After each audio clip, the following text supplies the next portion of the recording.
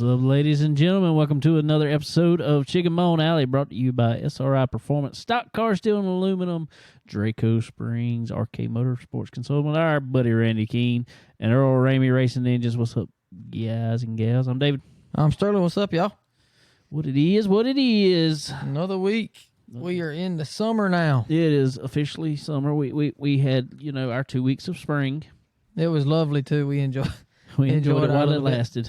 Yeah, it was. It's getting there, man. It's going to be 99, 97 Wednesday. Hot. That's what it's going to be. Hot. Shoo. And Kale talking about, we talked to him the other day. Kale loves it. He loves the hot. I don't like it that hot. Nah. Sorry, Kale. Nah. A good 80, 82 degree day is perfect. Yeah, it's about just right. Sure is. But yeah, man, we've had some dry days, that's for sure. So it has been dry for sure. Well, we were just out at the baseball field, and I thought we was going to get rain for a second. And I was like, nah. Kayla was talking about, we're going to get wet. I'm like, nah, it's good. It's good. It like 3 drops. Yeah, that's all it was. And it was gone. And it got hotter. Then it got hot. It brought just enough humidity with it. Yeah, and from those 3 drops, it made a difference. But yeah.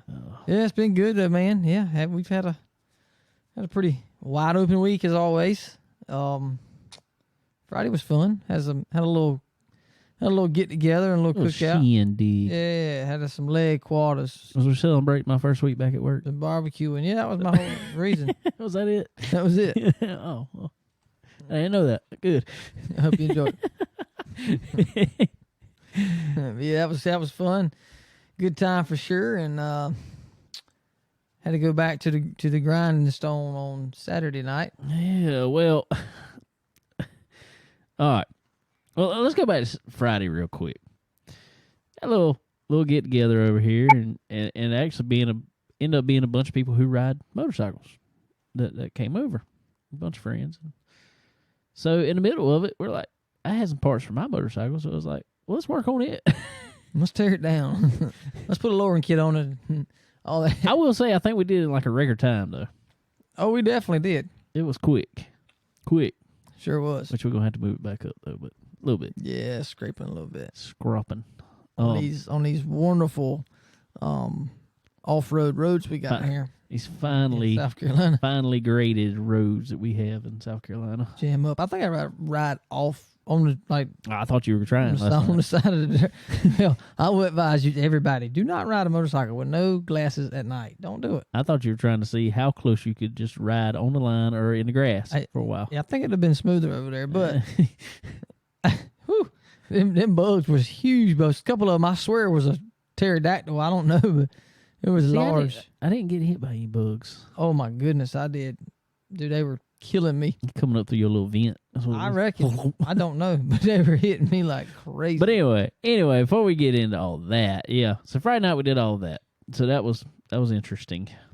And I guess we do have to say congratulations to our buddy David Stark.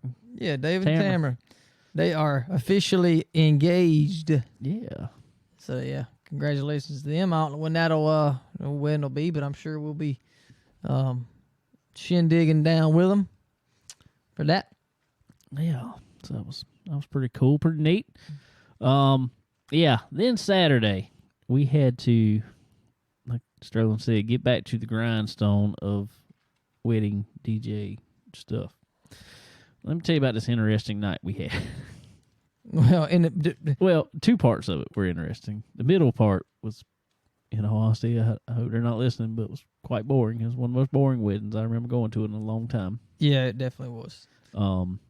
But, all right, normally, I don't know why it works this way. It just has always worked this way. No rhyme or reason behind it, but normally I have the keys to the trailer. Well, last week, I rode my motorcycle every day to work and everywhere. I literally did not drive my truck last week at all. And so it's got a trunk and saddlebags and all that stuff, so it's easier. I don't want to have stuff in my pockets to possibly fall out. So I put my keys and all that stuff in the trunk on the motorcycle. Well, this wedding we had was probably one of the farthest away weddings we've done in a long time. Was in Andrews, South Carolina, kind of in the middle of nowhere. But it was very pretty out there. I will say that. It was very it was a pretty. nice place. It was a nice place. We pull up. As soon as I pull up, I reach in my pockets. I'm like, uh-oh. Yeah. I ain't got my keys. They in the motorcycle still. Which was an hour and a half away. Yeah. And we had about an hour before the wedding started. Mm-hmm. So I was like, oh, crap. I said, Sterling, and I did remember, I was like, I gave you a key to this trailer a while back. Do you have it? And he's like, I don't know if I got it. Well, he goes, looks in the truck, finds a set of keys, bring it back there. Thank God it had the key on it. That's it. So I saved a day. See? You saved a day. Saved a day. The one time you use your key ever. ever. The second time I used my key. Yeah, so we do the wedding. We get about done, and Sterling pulls the trailer back up there. And I didn't really see what happened. All I know is I'm standing there, and you come walking up to me, and you're like, uh-oh. Yeah. I broke the key off in the lock with it still locked. So we're really SOL at that point. So we're out there we're doing surgery on this thing. We got doing everything we can to try to get it. It ain't, because it's one of these like tamper-proof locks. And I will say, I'll give it to them. It's a pretty daggum good lock because nothing we did would open that lock. Not anything we had. There wasn't no easy getting into it after the key was broke off in it. Yeah. So, fortunately, I'm really glad that we downsized equipment back at the, what was that, in the last year, I guess. Yeah, whenever it was, yeah. But I'm really glad we did that because we had to end up loading everything in Sterling's truck. We got a trailer behind us. It's empty. No, we got everything in the truck. Yeah. So we literally just got the lock off here about an hour ago. Yeah, I had to take a cut off wheel of that joker. We wasn't getting it off no other way. So we got a new lock now, and it's a good old master lock, and we both got keys. So we'll see if we can see how it works out next time for us. Oh, that was funny. So at least the wedding got done. At least we wouldn't, which I didn't know if we were going to do because we get there, and in our contracts it says that they're supposed to provide us with at least like 2 outlets, an area with at least 2 outlets at it. We get there, we're under a tent, no power. I'm Zero power. Y'all know we got to have power to run this. Yeah, and the house was what, 50 yards from us probably. Yeah, and these young guys there, which they were big help. Oh yeah, for sure. But they were like, I think we got some drop cords. I'm like, all right. Yeah, so we get some drop cords, and they don't have no ground, the ground port, whatever, post, whatever. Yeah, he pulls out a drop cord for Christmas lights, I think. Oh, we made it work out though. We lost power one time, but other than that, we were good. They couldn't have the air conditioner on in the bathroom with us also running sound. It was a mess, but we made it work out. Yeah, and did all that and got home and got up with early morning service on Sunday, and we were planning on having us a little ride motorcycle. Yes, we were, and I will tell y'all this. I don't know what happened, but I woke up with my ankle swole up like I don't know what, and I couldn't hardly walk on it. I know what happened. What happened? You're getting old, bro. Okay. You got all kind of you got something from head to toe, bro. Well, I'm telling you, this can't have nothing. Can't have nothing. You know, I think it's funny now. We go ride a motorcycle. Years ago, we just go ride, won't worry about it. Now we got to stop at CVS and get pain medicine and sunscreen and all this right here before we go ride anywhere. We get sunscreen, you still get burnt. I still got, only on my left side though. It's really weird. I don't understand. I don't know.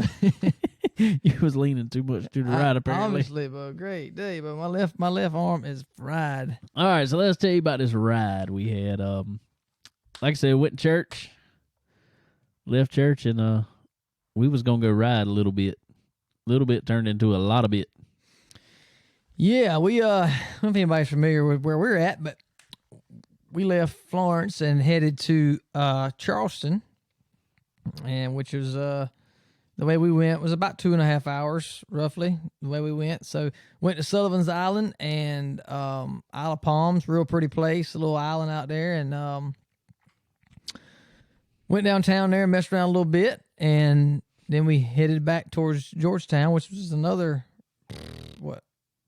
It was hour and a half, I think. Yeah, it was. something like that.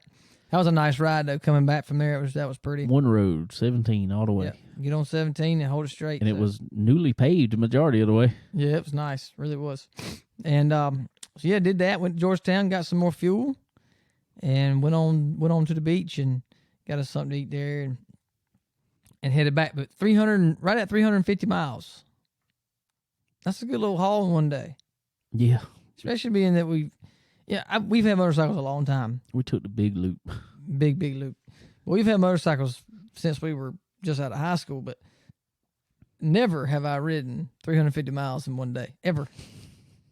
Which I think the motorcycles that we had back in the day weren't going to ride. We didn't want to ride them 350 miles. No, I didn't want to ride 35 miles. They were well, in the motorcycle world, I think they call them like bar hoppers, because that's about all they were good for, is going from short point to short point. There was, my bike was strutted. There was no shock. There was nothing. It was, it was a rough bike for sure. So, but a lot better than what we have now for sure. I like it. Enjoy it. I'm not sore at all from riding. No, it not either. Really, really surprising. I was kind of figuring we would be, but cruise control changes that a lot. It does, man. It is wonderful. You can sit back and enjoy riding with that on. Yep, you sure can. Yeah, you sure can. So we had a good time. It was a pretty day. It was a little bit warm, but kept going there. It was pretty. Perfect day really to ride. So got home a little later than we were anticipating, but we kind of kept riding. So, but it was good. It was fun. We got all the good out of that day. Yeah, every bit of it, all of it. And so yeah, it was fun for sure. And we got to catch a little bit of the Cup race. One of our stops. Yeah, see a little bit of that, but yeah, we stayed going by. We didn't stop much. No, just riding with all the crazies down in Charleston. Whew. I'm gonna tell you, everywhere else, Myrtle Beach, we coming from Florence, coming through King Street, Lake City, when we come back up through Georgetown, Merle's Inlet, Myrtle Beach, even as touristy as that place is, traffic wasn't bad at all, but the people weren't driving crazy. You get in Charleston, these people drive like absolute morons. Yeah, for sure. Crazy. We passed one exit, and I think there was 4 or 5 cars sitting there that had just all run into the back of each other. Yeah, oh yeah. Yeah. I saw that. And a Jeep about come over on me and somebody else, and somebody turned right in front of you, no blinker, nothing. No brake lights, nothing. It was you gotta watch your back in Charleston, that's for sure. Kidding. People crazy down there. But anyway, it was a fun ride. Once we it was fun all the way down there. Then turn and come back up, and it was really cool. Really cool, really good ride, good day. Yeah, absolutely. Sure was. Looking forward to the next one. Yep. Kayla said I can't go on too many without her. Hey, she can come on. Oh, yeah. So that's the good thing about this bike. I can put somebody on the back of it, or put her on the back of it. She's going to be about the only one, her landing. Yeah, I would. Her landing. Let's say, I was going to narrow that down to her. Yeah. Her landing, that's going to be about it. And yeah. It's still comfortable. That's what I like about it. So, yeah, for sure. So that was good. We got some, we eat some Senor Frogs. Yeah, it wasn't too bad. I mean, mine was pretty good. Well, you had like every meat that was I had the ever barbecue combo. Mine was not Mexican related at all. Nah, I didn't see nothing Mexican on your plate. But I'm pretty sure that you had every type of meat that they make. I was making sure I got all my food categories there. All your food category? Yeah, meat. I had potatoes too. Had some tater wedges. Tater wedges. They were even barbecue. I was like, dang. Well, they wouldn't barbecue, but barbecue sauce was on everything, so it just kind of got on them. Yeah. I'm pretty sure the corn was barbecued. Yeah, it looked like it. Yeah. Cool place, though. If y'all ever are in the area, Broadway at the beach down there, go check it out. We were going to go to Margaritaville, which is really cool, too, but Sterling don't like to wait 5 minutes. no, there was nowhere to sit. So nah, let's go. So, yeah. Let me tell y'all something, though. I told Sterling this yesterday while we were walking around. Well, while we were walking just to the restaurant, because that's literally all we did. We walked in Broadway, walked to the restaurant, turned around, walked back out when we were done. People at Myrtle Beach apparently do not care what they wear in public or what they don't wear in public. No, but it is. I'm about to bring my mask back out and put it over my eyes. I'm telling you, Jesus, bro, you can. Whew, it's kind of rough down there now. I'll be honest with you. They don't. The dress code needs to come back out. Some of these places. I mean, great day. Some of these people are wearing stuff that I go catch bait fish with. Yeah, I saw one woman, and I ain't trying to pick on her, but well, I kind of am, I guess. She was wearing what looked like. I know y'all probably said, I know you seen them well, heard of them anyway. Them Spanx, which are basically like underwear that kind of are real tight, kind of pull everything together. Yeah. Hers were kind of flesh toned. That's what color they were. Really? And that looked like what she was wearing for shorts. Really? I didn't see that. You didn't miss anything, I promise. I mean, I just happened to catch it, and I was like, oh, God.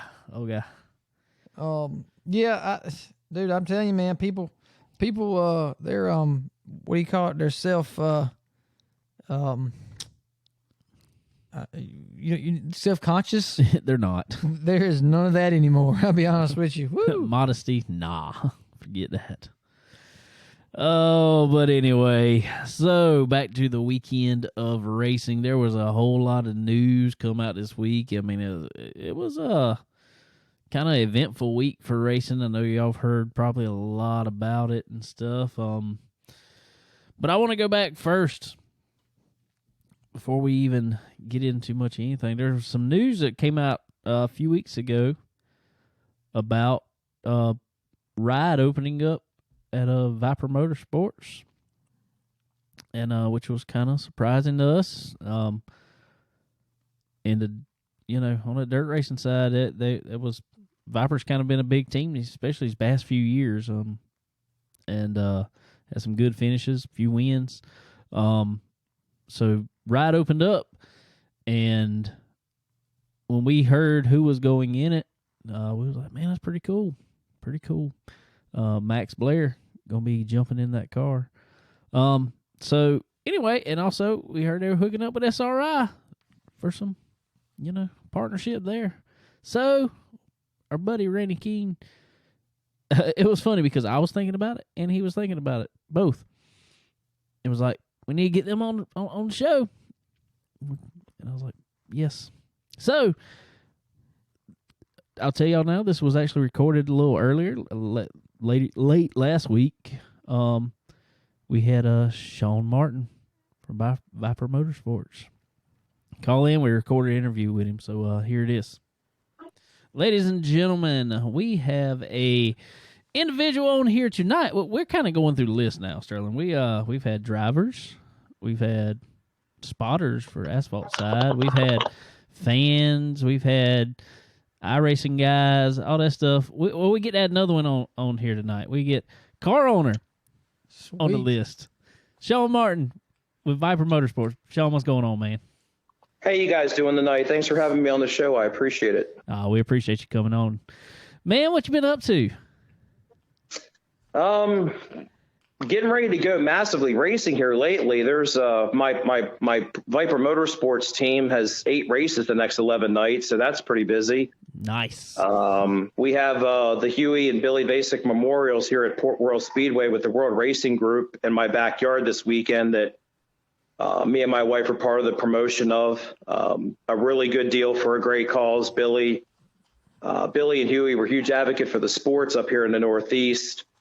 over the last 10, 15, 20 years. And I had the greatest pleasure working with Billy on several projects. And tragically, the Northeast lost both of them to very tragic accidents here. And this weekend is to be the third running of the Billy Basic Memorial. And it's a cool deal to have the greatest show on dirt come in to promote the event at one of the premier racetracks in the country, the Port Royal Speedway, where Billy's home was.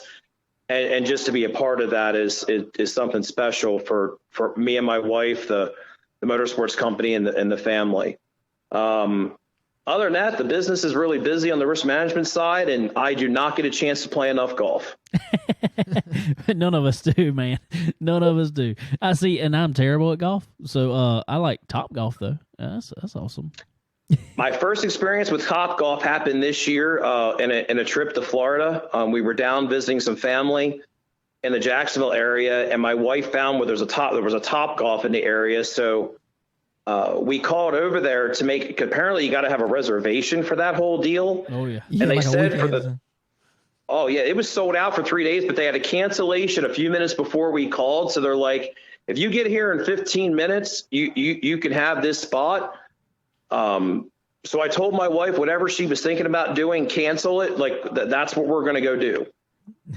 So we went over there, and they were the worst golf clubs in the planet trying to tee off of this mat. But I haven't had that much fun drinking beer in a setting like that ever. That's what we said. It's like bowling, but golf. I mean, how cool is it? You can drink beer, eat nachos, and take a bad golf club and swing at circles in the ground. That's exactly it's just a cool deal. Somebody was a genius that came up with that idea. I'd like to know how much money the person is who's running that organization, because I can assure you they've got more than all of us. I promise you that. Oh, and they don't own a race car, so you know those people know how to spend money wisely. Hey, but maybe they need to sponsor a car. That's what they need to do. You have no idea how tempting it is to call their corporate office every day I think about it. That's awesome. Well, cool deal, man. You talk about Port Royal. Y'all are helping with some promotions over there. Go a little more in depth with that. What are you actually doing over there?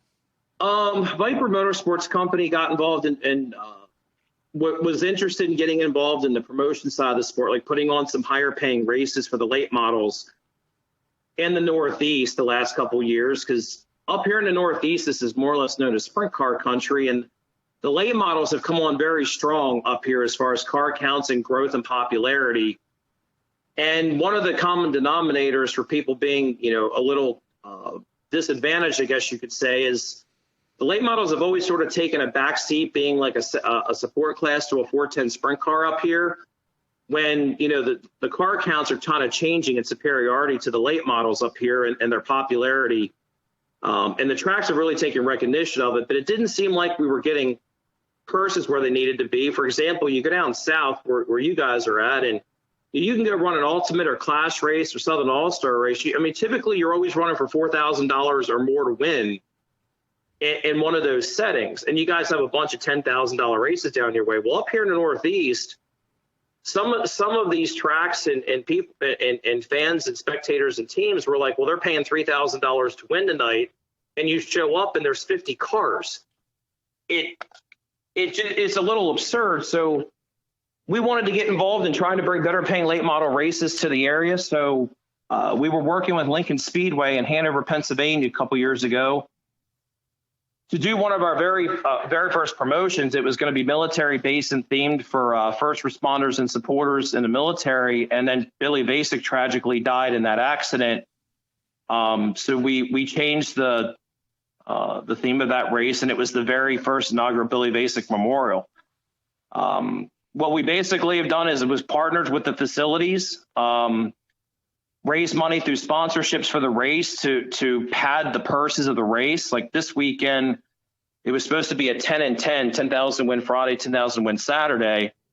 And through the support of sponsorships of some really wonderful people and businesses throughout the Northeast, we were able to raise enough money to move that entire purse from a 10,000 to win to 15,000 to win on Saturday, and pay heat race winners and hard chargers, first non-qualify, I think this weekend, the World of Outlaws at Port Royal Speedway, I think going to the racers this weekend is somewhere close to $120,000. Wow, that's nice. That's huge. I mean, there's not many places you can go in the country where that much money is going out in 2 days, all to the racer. So that it was a dream I wanted to be involved in. Another aspect of the sport. The promoting side interests me because I thought putting on better races for the racers and giving more money to the racers was a goal and an admiration. So me and my wife have just worked really hard to do that. We've added a couple shows. We've added the Junior Eckert Memorial last year at Trailway Speedway, where they broke their attendance record on the race. That was a phenomenal deal. Nice. Where Rick Eckert and his entire family, where they first started racing, where they grew up racing, got to return to their home track to put on a super late model race there for the first time in like 15, 20 years that they were there. And again, that race paid $6,000 to win and had over, I think it was $32,000 or $33,000 total purse. Very nice. So that's kind of what's going on with that. We partner with the tracks. The World of Outlaws come in and help us with the Billy Basic Huey Wilcox Memorials. And the end goal is what can me and my wife do to advocate with the supporting cast to find more ways to put money in the racers' pockets? Well, man, that is awesome. And that's so cool. And me and Sterling's talked about this before. The racing community as a whole, for the most part, is an awesome community for stuff like you're doing and helping out with these tracks and helping get money into racers' pockets. But not only that, but doing it for a great cause too. Yeah, these events that we've become a part of are celebrating the lives of some very special people that we certainly don't want their legacies and their influence that they brought to the sport to go to the wayside. It's very easy in a sport like ours for somebody that meant a lot to the sport to pass away and sort of their legacy and heritage go to the wayside. I wanted to see what we could do to bring better paying races with some memorial events up here with some people that really influenced the sport up here. And Billy Basic, Huey Wilcoxon, Junior Eckert, Rick Eckertstadt, the Hall of Famer. It's just a really cool thing to be able to do that. There's very few things you can do for good of the cause in today's world where somebody appreciates a little bit of effort to do something good. The appreciation from the actual race car drivers for somebody willing to take their time and commit to helping them make a better paying purse for all those racers is something me and my wife have really enjoyed. That's awesome, man. That's awesome. All right. Well, I want to go back with you a little bit. Good bit, I guess. Tell us where you got your start in racing in general. I was very little when my parents took me to Lincoln Speedway for the very first time. I think I was 7, 8, 9 years old, somewhere in there. I went and saw a sprint car race at Lincoln Speedway on Saturday night in Hanover, Pennsylvania, and just fell in love with the sport. And all through, my grade school and college years, just kept going and stayed with it. And when I opened when I opened my first business up, but wanted to be more involved, and a lot of my friends were still involved. Got involved with sponsoring a 360 sprint car, and that's sort of where it took off back in 2007 and 8. It started with a 360 sprint car, Chris Coyle, a really good 360 racer, URC racer, and from there it's just grown into eventually owning our own race car team. That's awesome. Just a passion and love for the sport. I just love it. I don't know. I guess there's certain that you go. Some people love baseball. Some people love football. Some people are diehard at pool. I love racing, and it just stuck with me. I have an older brother. He kind of could care less about racing. I don't think he ever went to another race after he sort of stopped going with my parents at a younger age, but me, just stayed with it. From all the, sponsoring to now owning, have you ever jumped in a car yourself? I have never jumped in a race car myself at all. It's probably going to be far less expensive if I keep it that way. There are some days in my head I think I'm the best race car driver that never drove a car, but my checkbook says I'm probably smart about that.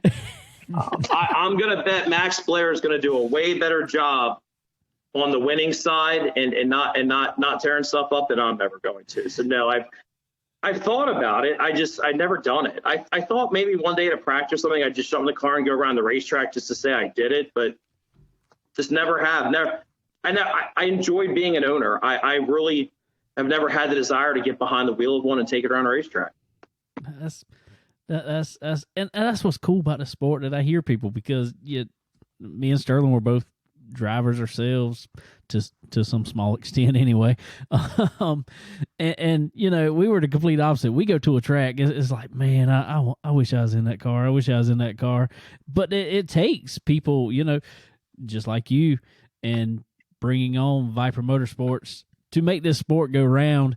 But you just brought it up, Max Blair. It's been big news going on here for about the past few weeks. Max Blair now in the 111V. Tell us how that came about. Well, Max lives up here in Pennsylvania. He's probably one of the better drivers in the country that's never really had a solid opportunity to progress forward with the sport. Like, listen, it's no secret. This sport comes down to dollars and cents. Max has made a tremendous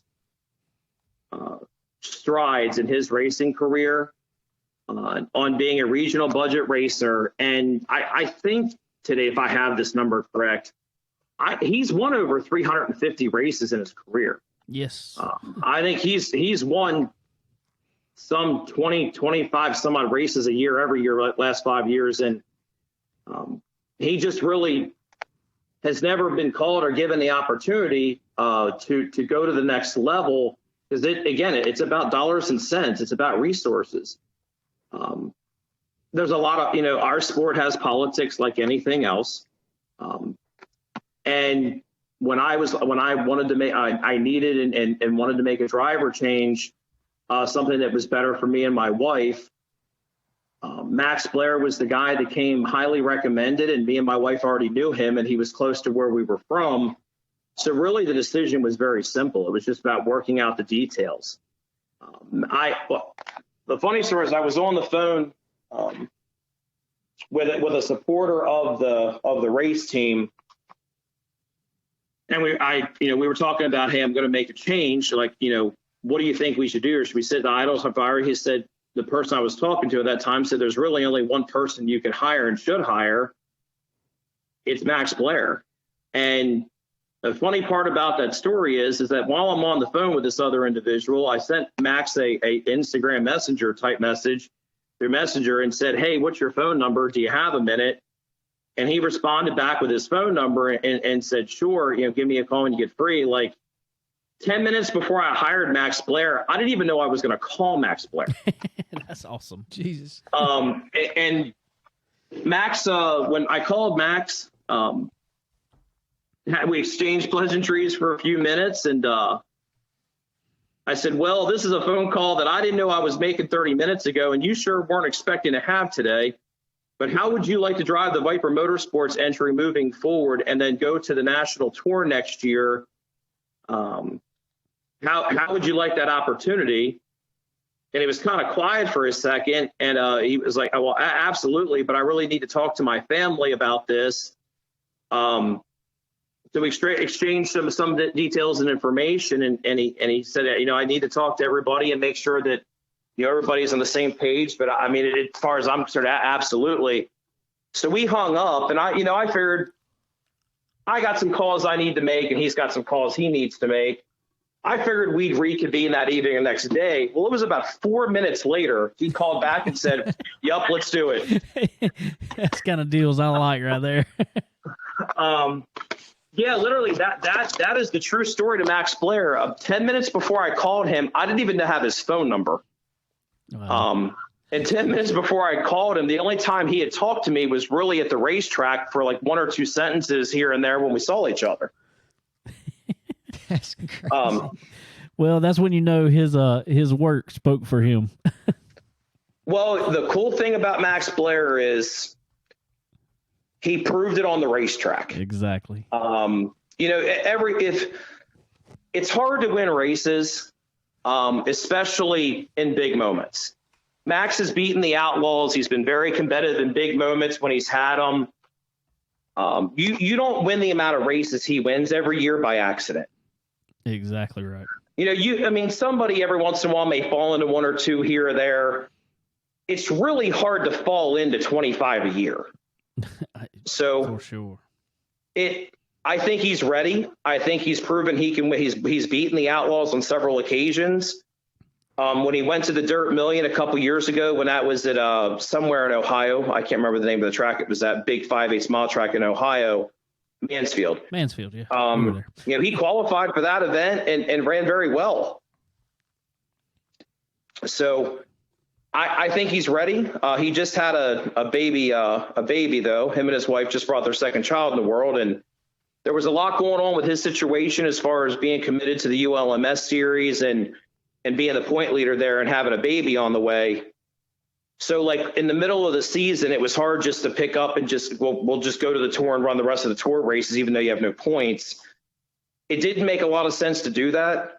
It just made more sense to get acquainted, get everything reorganized.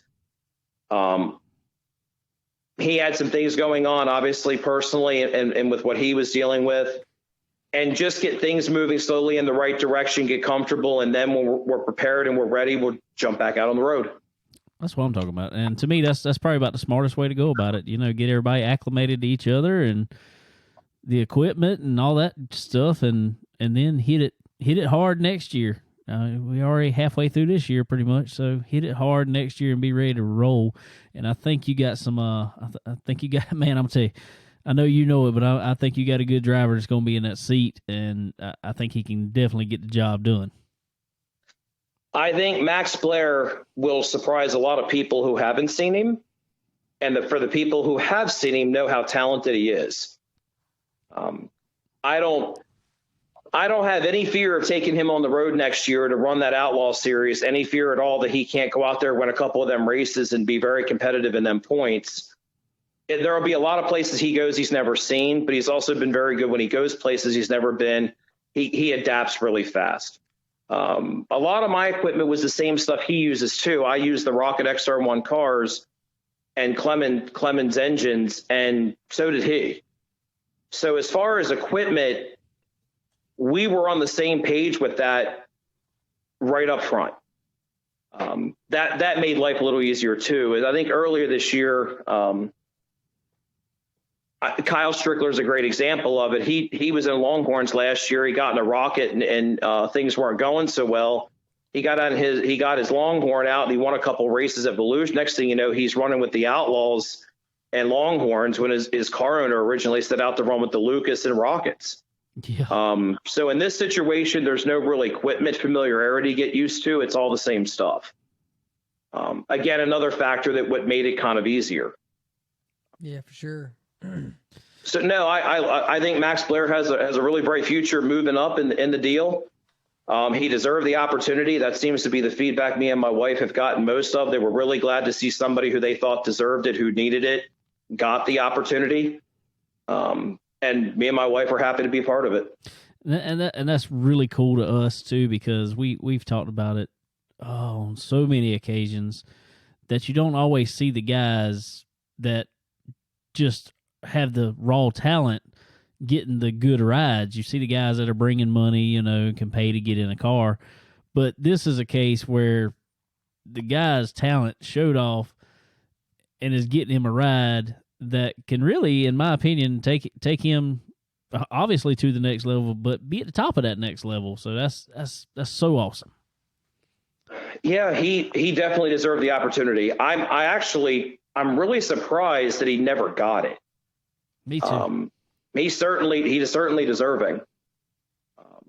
Much like any sport out there is always going to be that group of individuals who really could have been the next big thing that never got the opportunity because the resources and the timing never lined up. I'm I think Max Blair certainly can be a top 10 driver in the country, and the right opportunity at the right time, and being able to go to the right races where that matters. Yeah, we are going to go to the Dream here in a couple weeks. I think I've got about 15 or 20 national events scheduled around the ULMS schedule he was committed to running. So you'll see Max at the Dream, both sections of the Dream. He's going to run the World. He's going to run that 5-day I-80 national deal with the Lucas.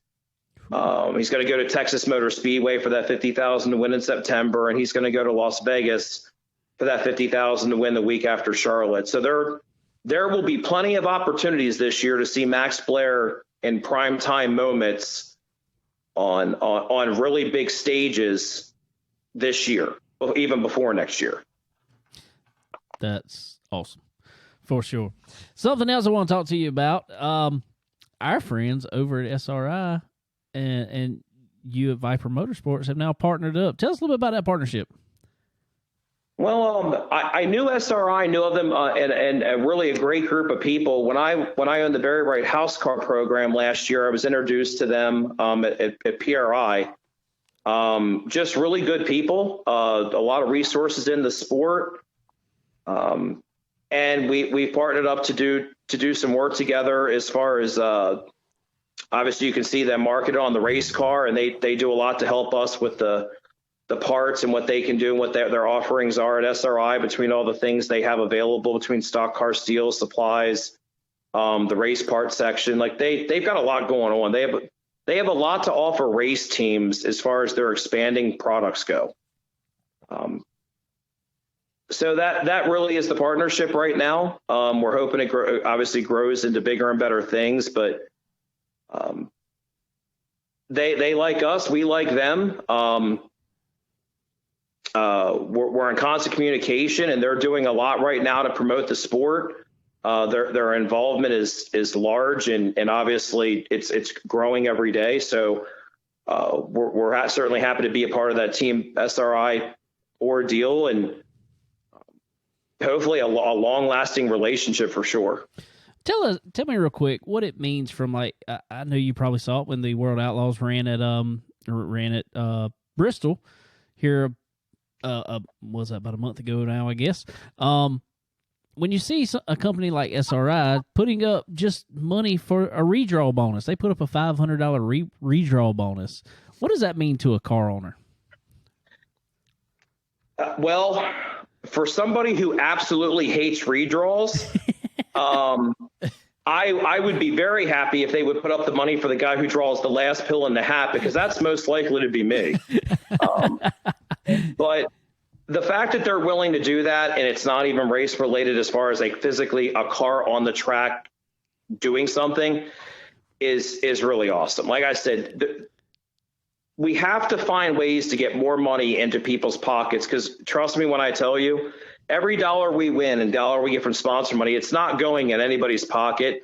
It's going right back into the sport through parts, tires, fuels, maintenance, equipment. It's going back into the sport, pit passes, entry fees, whatever you want. It's going back into the sport.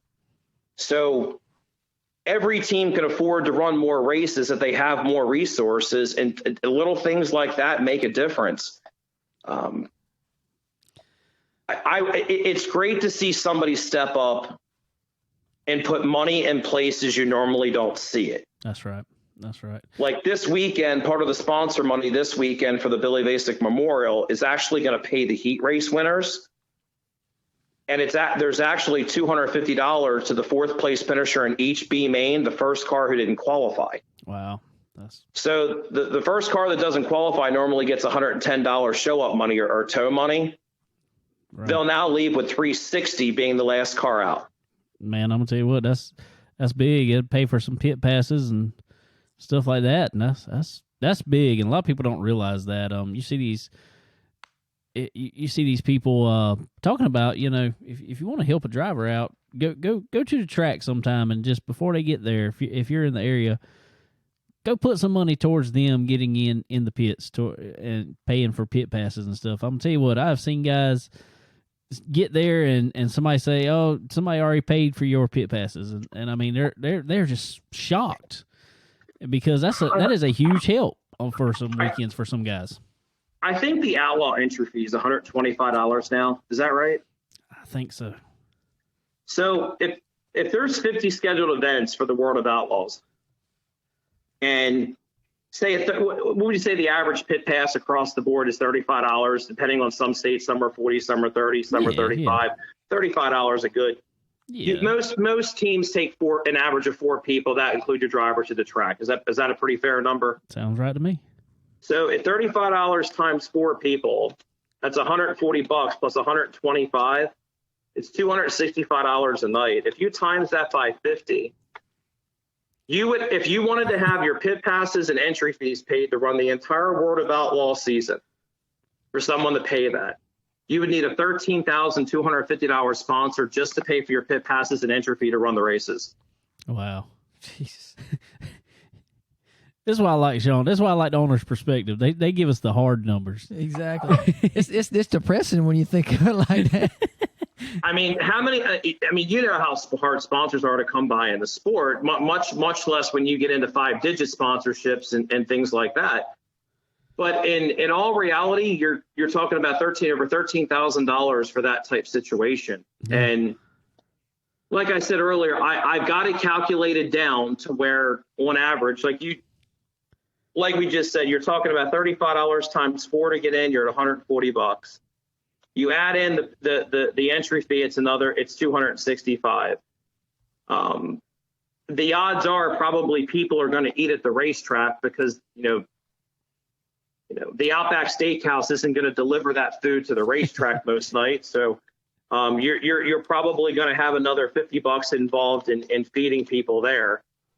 We figure as car owners, you're probably at $10 a lap on an engine. You run an average of 65 to 70 laps a night at a 50-lap race. You run 50 in the feature, you'll run 10 for a heat, you'll run 3 or 4 hot lap, 2 for time trial, you add in some miscellaneous laps for cautions. You're going to be right around $700 in lap money as far as maintenance on the motor. Wow. You probably figure you're going to go through $125 of race fuel a night. What do you guys think is a fair number for wear and tear on equipment? Because parts don't last forever. Everything has a shelf life. So eventually, at some point, you're going to have to buy a new frame. You're going to put no lowers on, new ball joints. You're going to bend a wheel here and there. Like, what do you think a fair number is per night for just wear and tear on your stuff? Whew. $400. $300. I was going to say $400 or $500. Is what I was going to say. We'll go low and put $400 on it. So Hoosier just recently came out and said even deal tires with the late models, the price was going up because of the supply and demand with the shortage and the cost of materials. So I think average 100. Let's just say I think the new price is $147 on a deal tire for deal tire racers. So you figure you're going to bolt on at least you're going to burn through at least 6 tires a night. If it's a really good night, you're going to go through 6 tires. You're going to bolt 4 on the start tonight. You're going to put on a new right rear, new left rear, maybe new right front. Maybe 7, maybe 6. We'll go light end and say 6. So 147 times 6, another 882. You add that to the other 1540. Just in those little bit of numbers that we just talked about to run a sanctioned World of Outlaws event or Lucas event, it doesn't matter whose event it is. Just say that's an event with an entry fee and what have you. Right. You're talking about $2,422 to drop the liftgate on your truck and trailer. Golly. Most of the drivers are paid. Right. So, what's the average percentage for a driver out there? 30 to 50% somewhere. That's what I would guess, but I have no clue. So we'll cut it in the middle. We'll cut it in the middle. We'll go 40%. If you're going to a $4,000 to win race and your driver wins it, what basically happens if your driver's getting paid 40%, which is a fair number. A really good driver earned his right. Absolutely, it's a fair number. But when a car owner goes to a $4,000 to win event, the car owner is only racing for $2,400. The driver's racing for $1,600. Wow. The car owner is not racing for $4,000 to win. Right. So just like when you go to a $10,000 to win event, it sounds like a tremendous amount of money. But if your driver's getting 40%, the car owner's running for 6 and the driver's running for 4. So if you're at $2,200 to $2,400 to drop the lift gate on your trailer to do it right, expense, counting for all those things like motor maintenance, equipment maintenance, pit passes, everything is involved. If a car owner goes to a $4,000 to win race and they win the race, the car owner broke even. And that's if nothing goes wrong and they didn't put a scratch on nothing. Wow. And that's not counting the fuel to get there, the hauler itself, everything else, man. Didn't even account for the truck and trailer fuel. Golly. Shawn, so you're when a $4,000 to win race comes up and it looks like, hey, that's a hefty purse for a late model show. Just remember, at the end of the day, the car owner is hoping he goes home broken even, and that's only if he's the guy that won the race. Shawn, I'm going to tell you something, man. I'm glad you love the sport. That's all I can tell you. You got to love it. That's why I say that we need car owners, and we need car owners who love the sport.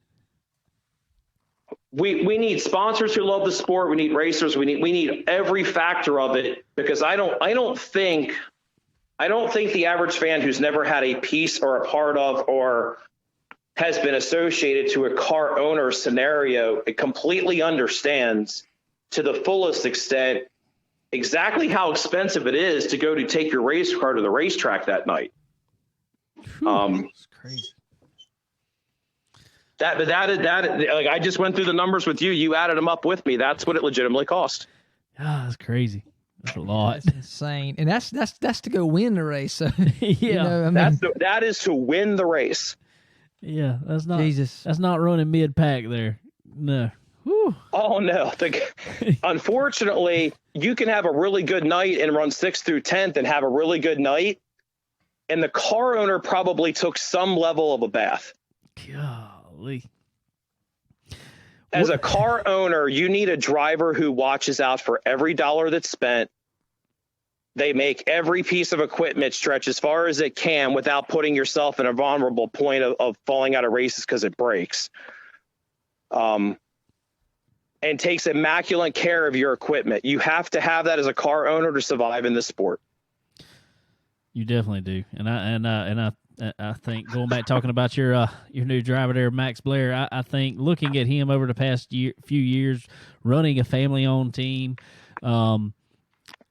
I think he's the man that's good at that. He's kept equipment under him and made the most out of what he has had. I think one of the theories behind the reason he never got a call for a bigger opportunity is because most people, I believe, think he was extraordinarily well funded. It wasn't needed. Right. I mean, Max Blair's cars at the tracks over the years always look immaculate. They're well cared for. Every piece of equipment they have looks new, whether it is or not. They run in the front. They win races constantly. There's just not very many nights where Max Blair goes and races somewhere and where he typically has what somebody would call a bad night. A bad night for him over the last couple of years has been when he's run 5th in a regional race. I mean, what a tragedy that is, right? Yeah, exactly. But then when you look at there's a perfect example of when it comes to a family-owned team, all the money stays with the owner and the driver are the same person, or someone like myself who's a car owner. If the race pays $4,000 and it's that scenario, family-owned team, and that $4,000 comes back, the owner and the driver are the same person, so it all goes in the same place. Right. But at the same token, they're also paying all of their own bills. That's right. That's right. So when you have a car owner involved and a driver gets a percentage, which however that works best for that team, every night you go somewhere, whatever the purse is never truly the purse for that car owner. Right. So that most people have never looked at it that way until I've said it that way. All right, everybody, y'all just got a racing economics 101 lesson. So I hope y'all had y'all's pen out and wrote it down. So once y'all all figure out how to make plenty of money to fund these cars, than get your car out on the track because it's going to take $1 or $2. And we know where those dollars or $2 come from is sponsors. Shawn, tell us who all y'all got on the car helping y'all. We know we talked about SRI, but who else y'all got on the car helping? Base Racing Fuel, Paul Hollander with Base Racing Fuel. They're a huge supporter of our program. Shirley Paving, a blacktop and truck, small trucking outfit out of South Jersey. They do a bunch of help, Stable Construction. LaBoy Express, Mobile One, C&J Dairy. Wow, it's usually this is Max Blair getting the microphone put in his face to ring these off in Victory Lane to do that. So Bachman Trucking, Davis Diesel Service, Swift Springs, Garrett Smith Performance, Murphy Logging, ATC Site Construction, MT's Transport, Hoosier Tire, DMI, Poncho's Racing Products, Previtz Auto Wrecking, Creekside Auto Sales, Specialty Products, Excess Fabrication, Viper Risk Management, Clemens House of Power, and Close Racing Supply, Roy's Body Shop. I mean, there are a ton of people who are involved in this that all help make this program go.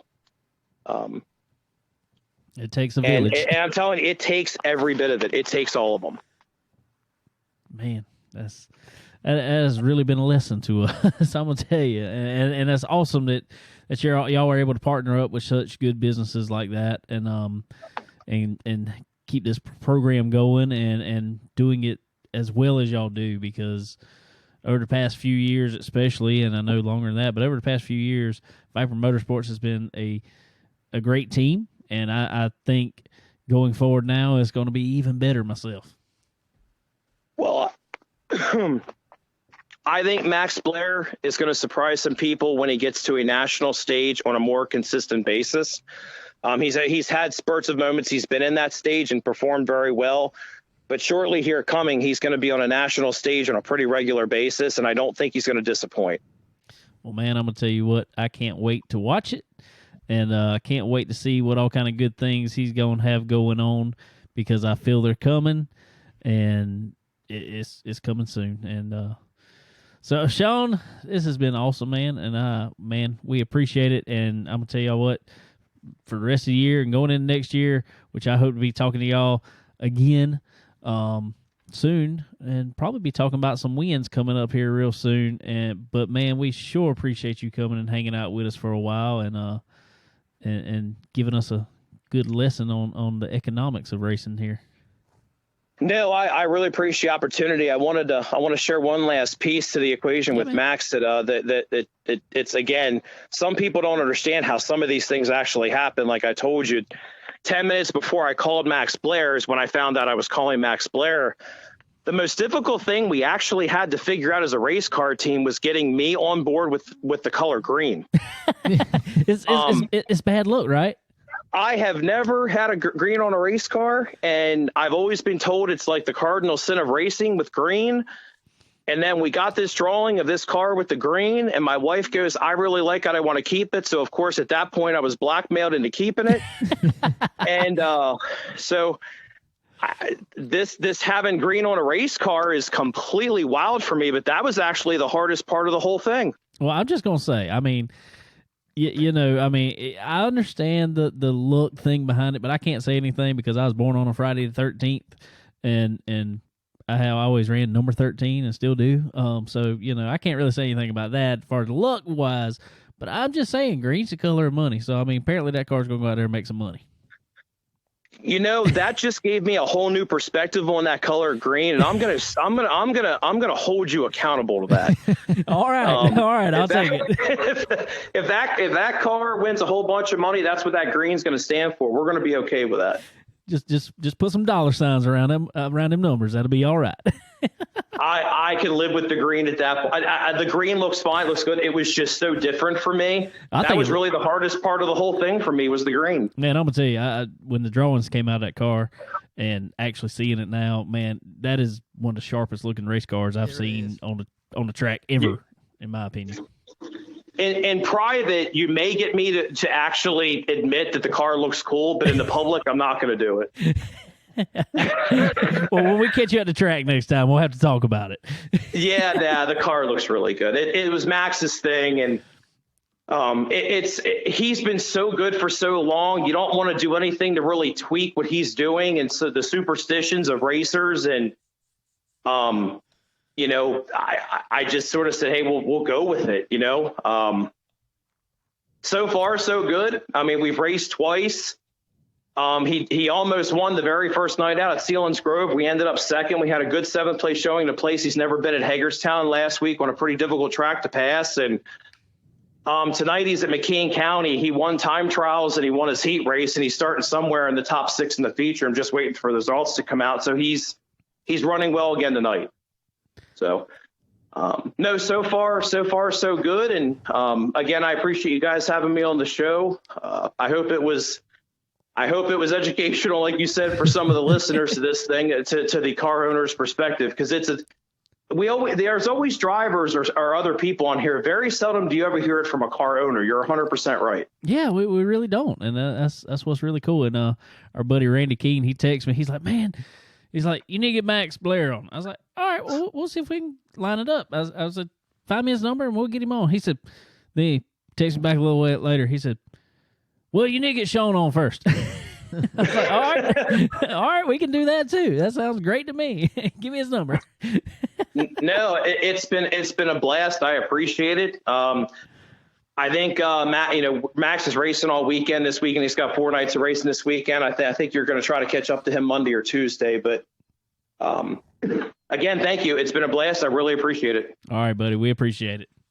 Pretty cool, Shawn, to call in, hang out with us for a long while there, and give us an economics lesson in the sport of perfect, man. Racing. Well, he answered a lot of questions we've been wondering for a long time. He definitely did. But you know, the cool thing about it, like you said before, we've had spotters, we've had drivers, we've had other fans, we've had all that. Well, engine builders. Yeah, so it's really cool to have a owner come on. And it really puts it into perspective what they have to go out there and do, man. It's unreal. And we've always said that, how do they afford to go out there and run the way they do with the total homes they have and, just the expense? How do they do it? Well, he explained it, and I still don't understand how they do it. I really don't. Because they love it. That's why. I mean, 100%. And that's why you see 30, 40 sponsors on a dirt car now. I mean, they get everything they can to help out, and it takes all that. It takes every sponsor that comes on board, big or small. So it's important that that everybody really appreciates that and goes to these races and supports them, and try to get that purse up a little bit more to help these guys out, because like he said, how much it costs to go just to unload. Man, dude, you got a lot of these smaller races. You got to go win the race to break even. Like he said, that's crazy. I just love it that he was able to break it down to per lap what it costs to run a car. Yeah, that is knowing your sport there. Oh yeah, for sure. It's depressing. Well, kind of. I mean, but it can be depressing. But you just at that point, you know how much you need. Right. You know what you're working with, know what you need, and let's go out there and make it happen. And he has made it happen. And now with Max Blair on board and coming on, and Max was a guy me and Sterling talked about a few years ago. We what was that? 18, I think it was. I think it was 18. That we decided we were going to go up to the Dirt Me, and when I was up there in Mansfield, that he talked about there. Max, I didn't really know who Max Blair was then, honestly. No, because he was a northern dude and didn't come down here much, But they had that fan vote to guarantee somebody into the race, and all of a sudden, Max's name was on top of the board down there. Yeah, or up there, whatever. But so we kind of started noticing him then, and then I've, kind of kept up with him ever since. And I'm telling you, dude's a wheel man. He definitely is, and like Shawn said too there, I've always noticed when we see him at the racetrack, his equipment, everything is, perfectly clean, and every time he come off the racetrack, everything's got its place and just very organized, which I really like because I'm kind of a organized freak as well. Neat freak, whichever you want to call it. So I like that. I pay attention to those things a lot too, and does it really matter to some people? Probably not. To me, it does, and I think it does to Shawn as well because he likes that. He likes seeing that, and Max having his own equipment and learning to race, having to take care of his own equipment for so long, I think also helps when him coming over to Viper now, because he's going to bring that same outlook on it to take care of his equipment, not just coming in, I got a big money deal here, whatever I'm going to come, and if I tear up whatever, it don't matter because they're going to be replacing it. That's not the way he is, and I think that's going to go a long way with him and get him up in the bigger series with some strong equipment, man. See what he can do. For sure. I think I think especially next year when they hit that World Outlaw Tour full force there, he's gonna be a force to be reckoned with then. Oh yeah. It's good equipment. Sure. Yeah. Good driver. Driver and owner seem to be on the same page there, so it's going to be good stuff, I think. Yeah, for sure. I'm looking forward to it, and good-looking race car, man. I swear it is. Dude, that thing looks nasty. I love it. I do, too. It's a really good-looking car, so definitely go keep an eye on him. I know he ran a few times over the weekend and had some pretty good luck there. Yeah, Max come off at Wayne County with the win on Saturday night this past week in the ULMS series up there, and then Sunday back with ULMS at Tri-City, brought home a second place. So he's still on his winning ways up there. Yeah, for sure. Yeah, that dude. I'm gonna tell you what. If you look on his website, look at his stats, just the races he's won, like Shawn was talking about there. But dude has won multiple championships in 1 year. I mean, dude, I'm telling you, man, he is deserving of a national tour ride for sure. Oh yes. So looking forward to seeing what he does there, and we'll be rooting him on. Sure will. Well, y'all heard all the talk there about racing at Port Royal. So the World Outlaws was at Port Royal this past weekend. Well, I know Chris Madden was. Was anybody? I don't know if anybody else really was, but Chris Madden was there because he swept the weekend in dominating fashion, they said. Yeah. But before that, there was some more news come out that really, I guess it kind of surprised everybody for the most part. But, yeah. But at the same time, we had also talked to him about it before, and I was kind of like, yeah, I could see it happening. Our buddy Kyle Strickler joined forces over there with Scott Bloomquist, riding a Bloomquist race car, Team Zero car this week. And for the foreseeable future, he is going to be in a Team Zero race car. Yeah, that's what we hear. So that's going to be it's going to be interesting, man. I think it could go well. I really do. I think they have two different styles of driving. But, you know, Strickler's very, very good. Always has been. Well, I don't know really how to look at it. Kyle Strickler's got the nickname, the High Side Tickler. So, okay, you know, obviously we know where he runs. And does it matter as much? I don't know. I mean, I really don't know how to answer that, because does Scott build those race cars to run bottom? I mean, are they designed to have that drive off the bottom like you always see him running? Well, there was an interview came out today that somebody talked with Kyle a little bit, and he said he got a lot of driving tips from Scott. So maybe it's, you know, maybe he's looking at it, hey, maybe I can change up my driving style and really make this work. Yeah, maybe so. But, you know, kind of the way I look at it is, okay, if they're gonna team up and all that, let's kind of move around that chassis a little bit, make it to where the car can run top. Well, I agree, but I think the cars can run top. I mean, we've seen Chris Ferguson Yeah, oh yeah. do it at Eldora. We've seen Ricky in the past when he was running with them. We seen him do it himself, run up top and make it work.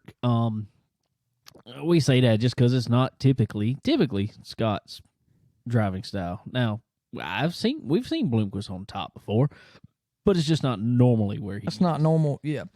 Well, I'm really looking forward to Eldora because Team Zero race cars have had a ton of success there. Yeah. Strickler obviously has been good there. Led a whole lot of laps. all of them except for the last one, I believe, last year, and come up short. But so I really am looking forward to that big weekend. That's gonna be a lot of money there, and you can see a lot of success with that. So hopefully that'll really, I think that'll probably be their biggest weekend to show kind of what they're capable of there. But at the same time, as of late, Strickler, well, he's been struggling here lately, but Scott really is either he is he's running good, or he is completely 100% off. Yeah. And is that track, is that him getting older, hurting? Who knows? I don't know, but I don't know, man. And you look at the other cars, you look at Ricky, and there's a lot of other cars there that can speak differently, but I don't know, dude. It's a lot to kind of wonder what if, how's it gonna go, and the personalities there. Are they gonna clash? I don't know. I mean, you just don't never know. But with Scott crewing on the car, I mean, he obviously knows his stuff. Well, I think it's just me thinking out loud. I don't know any. I have not talked to Scott. Have not talked to Kyle other than just telling him congratulations on moving over there. That's really cool. That's all we've talked about it. I kind of wonder, I guess, if it was Scott, at a point in his career saying, look, I'm not going to run all these races anymore. Getting older, whatever. I mean, we all do it. I feel like I'm getting about 90 a few days a week myself. Yeah. And so I'm wondering if he's, looking at it maybe as a different perspective, maybe looking at it as one day being just a car owner, or being an active owner, because he would be an active owner, being out there. Oh yeah, definitely. Probably crewing on the car himself, and like he was with Strickler out there. But we did find out Strickler bought that car, and going to build a couple more, and possibly end up running out of Scott's shop. So that's kind of a cool deal, I guess. We're gonna have to talk with him soon, hopefully, and see what's going on with it there. But that was kind of some big news there in the dirt world, I guess. That was anything that ever goes on with Scott Bloomquist is always big news. He draws attention. Yeah, he always does, for sure. But whether it's positive or negative, whatever, it's attention. Yeah, definitely. So, fortunately, this was positive, I think. Oh yeah, I think it definitely is. There's a lot of good things that can happen there, but if Scott can focus on crewing on a car, or focus more on chassis, focus more on that side of it versus having to do everything, because we've seen him at the racetrack, dude. I don't know if it's him or why, but about every time we ever see him, there's a different couple guys that come with him. Well, he's exactly like us. I mean, to an extent, he's exactly like us. If you want a job done right, do it yourself. Right. And, and I'm all for that to an extent, but there's at his age and as fast as turnaround stuff is. And I mean, dude, like we've said it before, you go to daggum World of Outlaw race, they don't even stop. I mean, no, a lot of times, a lot of drivers don't get out the car sometimes. Right. I mean, so there's, especially from hot laps to heat races. So it's very tough for him to be able to focus on what all needs to be done and where and all that good stuff. So, well, guess what, people? We got somebody calling in real quick here. All right, ladies and gentlemen, we just had a surprise call in here. Max Blair on the phone now. Man, what is going on? No, just got done doing a whole bunch of washing today. Was it a little dirty from the weekend, man? Yeah, yes, sir. Good deal. Oh, good stuff, man. Well, first of all, congratulations on the on a few things, man. Awesome weekend. Looked like it turned out pretty good. Win on Saturday night, and then a second place on Sunday there. Yeah, it turned out to be a pretty good weekend. Started out a little rocky, but it come around to be all right by the end of it. Good deal. It's awesome, man. That's awesome. So also, big news that came out, you teaming up with Viper Motorsports. Tell us how that kind of came about. He just kind of called me out of the blue, honestly. I never expected it. I know that. He called and talked about it for a little bit, and just asked if I was interested, and obviously I was, and I'm really looking forward to it. I can't wait to get in the full swing of things here. That's cool, man. Yeah, that's what Shawn told us the other night when we talked to him. He's like, man, he said, I had no intentions on hiring Max, and then within a 5-minute span, he's hired and ready to drive the car. So that's a pretty cool story, man. Yeah, it's it really is a dream come true. I've been wanting an opportunity like that since I was a little kid, and I can't thank Shawn and Lisa enough for believing in me and giving me the chance to go out here and see what we can do. Well, man, I think it's a good team up there you got going on with Viper and Shawn, and I think that's going to be a good deal, man. That's always been a strong car, and like we talked to Shawn about, it's not a big learning curve at all for you either, because y'all run the same chassis, the Rockets, and same engine combination. So you think that's going to work out to your advantage? Yeah, I do. It's that's one of the nicest parts about it is just the fact that most of the stuff is the exact same stuff that I'm super familiar with, and it's going to make the transition much smoother, I think. I think so too, man. That's really cool. So let's go back on your racing career just a little bit. Where did you get started in racing, and when was it? I started racing when I was 15.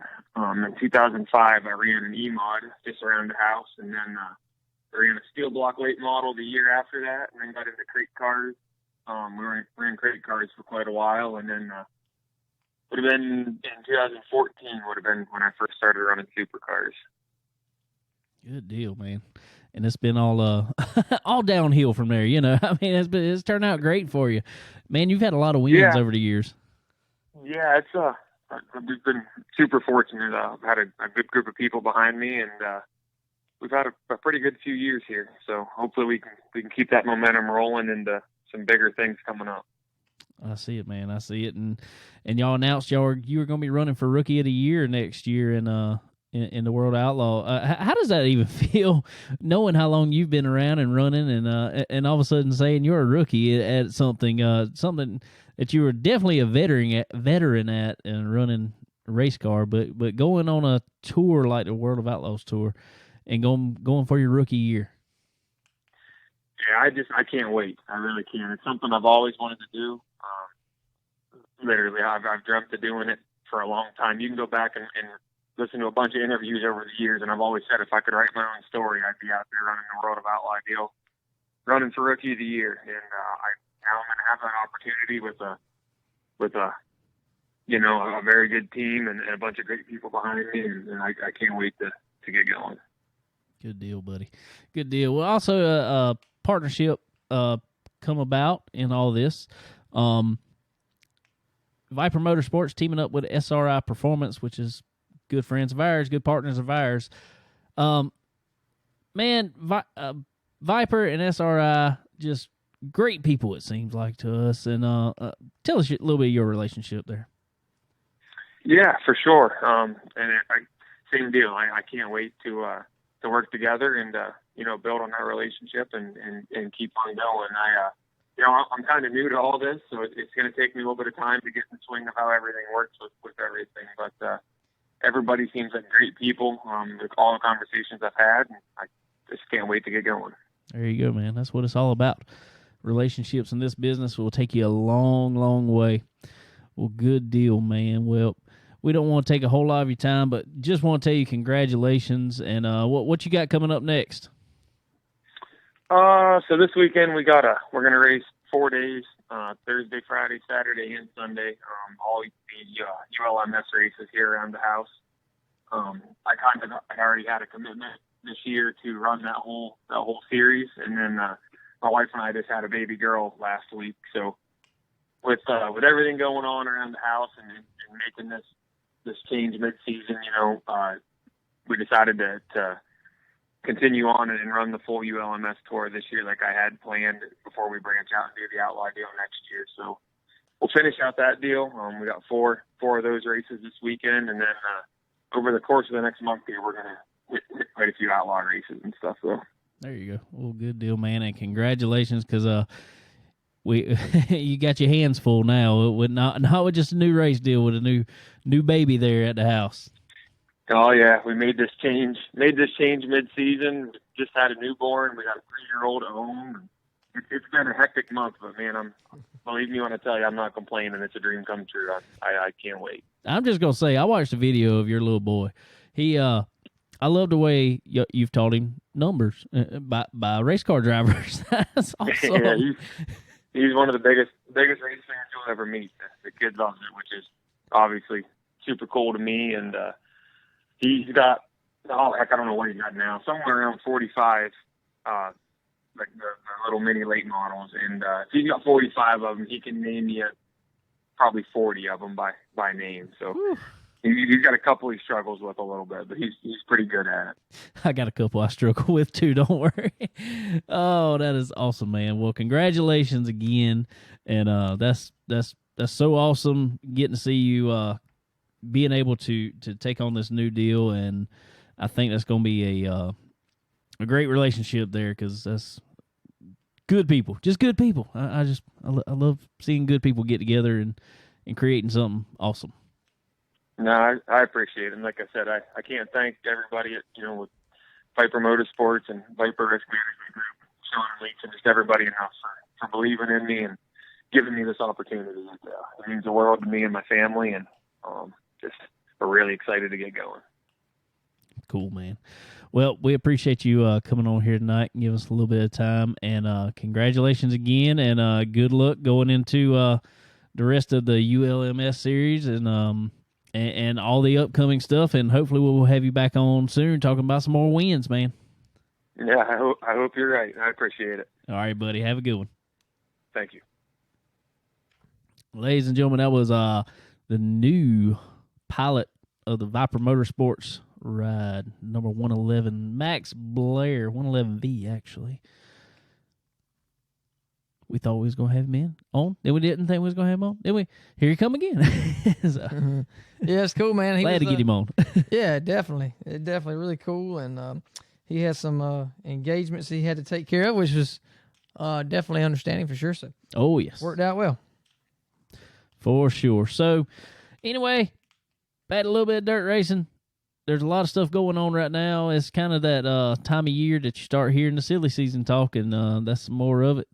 And so we'll have our ears open.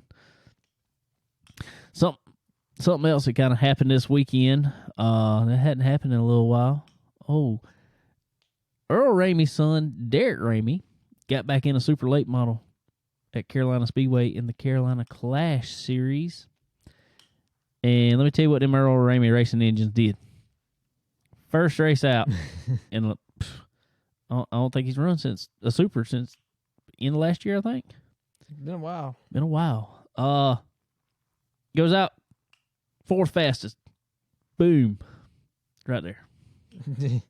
They got it going on, man. They do. I swear they do. That's that Earl Ramey horsepower there.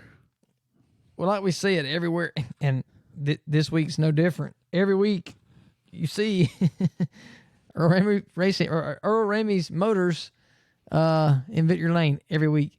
And, Derek obviously has not shied off from talent. I mean, obviously. No. He knocked the rust off pretty quick, if there was any, and right back at it. And and to see that motor having the power. I mean, he builds everything. We've already said, but you see more crate motors and stuff from Derek that are awesome motors. Earl. I mean, from Earl. Excuse me. Thinking Derek, and then get a supermotor out there and do that. Man, it's just that's cool. It's really cool.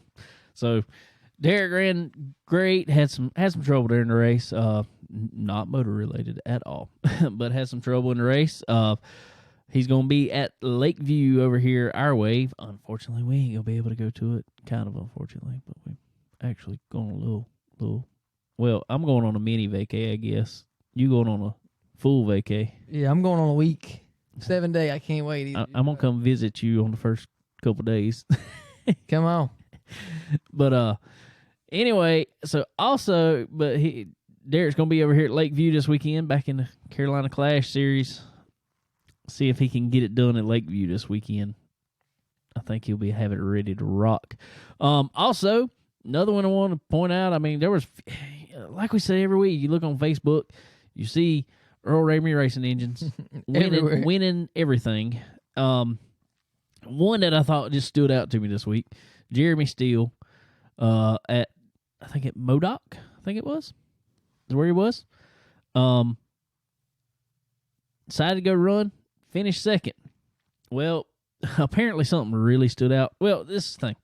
If you know your car's handling, you got Earl Ramey Racing Engine in your car. Yeah. Which Jeremy Steele has been running for a long time. If you know your car's handling and somebody's just out motoring you, you probably know that person's running something illegal. Yeah, exactly. So what happened was Jeremy protested the winner. Well, when he did, and this is when you really know they're illegal, when they back protest you. What? Exactly. They're grasping for straws, but Exactly. So they did that. Well, they tore them all down, and guess what? The guy who went in victory lane got caught illegal. So Jeremy ended up with the win. They protested him and found it all 100% legal. I love it. Love it, love it, love it. So that was awesome. So Jeremy put some pictures on Facebook earlier. Saw it. He had the car. He says wash day, but without the heart. Without the heart. But then Earl puts a picture on there with his motor all tore down sitting there. So put Earl to work, make him put it back together. But that's just proof there that Earl Ramey's got some power over there. Yeah, no doubt. And as we say always, make sure you not only when you get your heart of your car there in it, get the car back over to Earl's and get it on the chassis dyno and see what it's really got. See what it's got to the wheels. Make some more work on it. Make some more to the wheels. You need That's it. Gotta have it. Gotta have it. Well, on to the asphalt side of things, I reckon. There was some news over there this week. Probably one of the biggest ones that came out on the asphalt side this past week was, looks like Brad Keselowski is going to be headed to Roush in an ownership role and driver in 2022. Yeah, and that's not really a surprise to me, really. Nah. Well, I think the ownership is kind of surprised. I expected him to go somewhere, but ownership is a little bit surprised me. Well, it kind of seemed like, I mean, back when he had the truck, it's kind of like he wanted that role, but I guess it just wasn't financially smart then.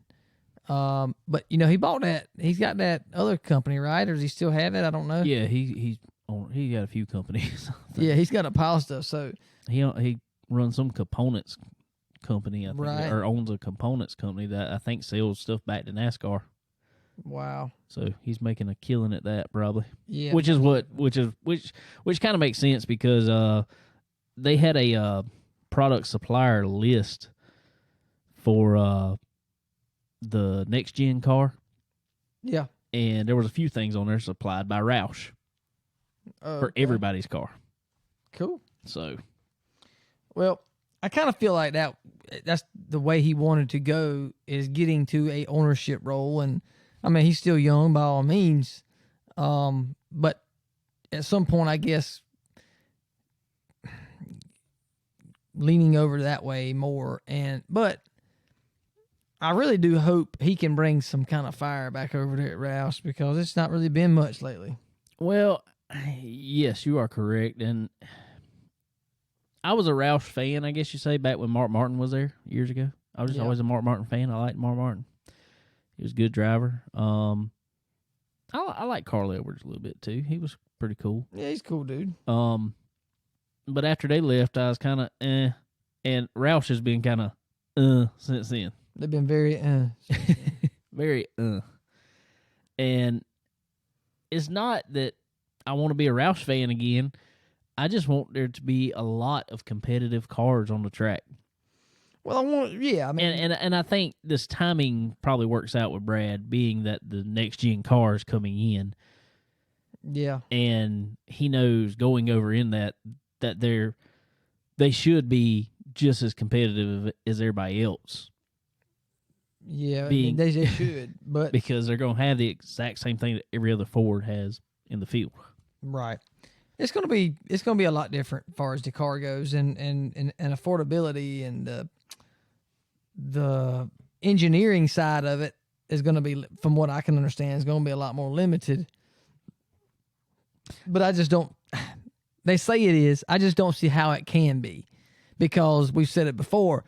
When these big teams like Roush, Gibbs, all these, when they save money, but they complain about the traveling crew costing them too much money, so they cut people down on the traveling crew, but then yet they go hire 3 more engineers to sit at the. Yeah, I mean, come on now. So they say this car is going to be cheaper to operate and cheaper for the teams, but good well they're going to put it somewhere else. Oh yeah, I mean it's going to be money, but I just don't think. I think that the engineers and stuff like that are probably really going to be hands-on for a little while, because they're going to be looking to find what they can do, because supposedly they're going to have a very limited box to play in. And so I think the engineer's role isn't going to be necessarily car setup so much as it has been lately, because in my opinion, crew chiefs don't really set up the car anymore. No. They kind of literally do what it says. They just tell the crew what to do for the most part.